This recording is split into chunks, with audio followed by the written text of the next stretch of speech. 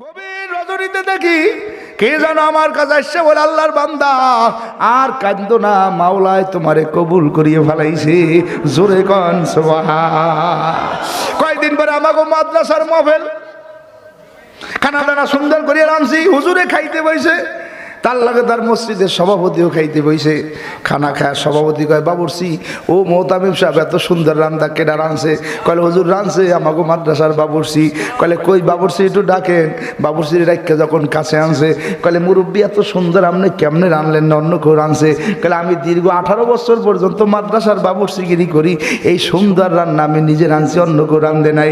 আল্লাহর বান্দায় কয়, মুরব্বী যদি কিছু মনে না করেন, আমার একটা হজের ব্যবসা আছে, প্রত্যেক বছর আমি কিছু হাজি নিয়ে যাই, ভালো রান্না বান্নার বাবুর্চি পাই না, আপনি 5 ফুট বানাইবেন, আমার হাজিগো খালি একটু সকাল বিকাল রান্না করিয়ে খাওয়াইয়া আপনি সাফায় যাইবেন, মারোয়ায় যাইবেন, মিনায় মুজদালিফা সব জায়গায় যাইবেন, আপনার কোনো টেনশন নাই, যদি রাজি হন।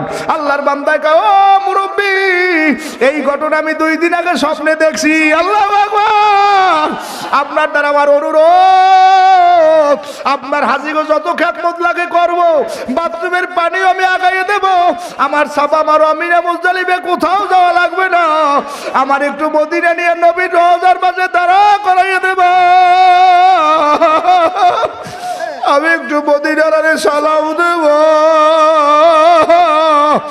জান্নাত বাজারে শুনছি, একামতে শুনছি, যাই নবীর জন্য দুনিয়ায় আইছি, আমার দিলের মধ্যে আর কোনো ব্যথা নাই, একটা ব্যথা, আমি যাব মদিনা।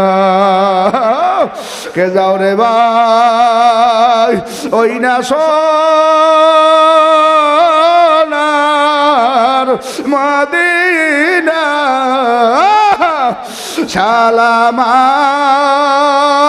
আমার দিও নবীর রওজা।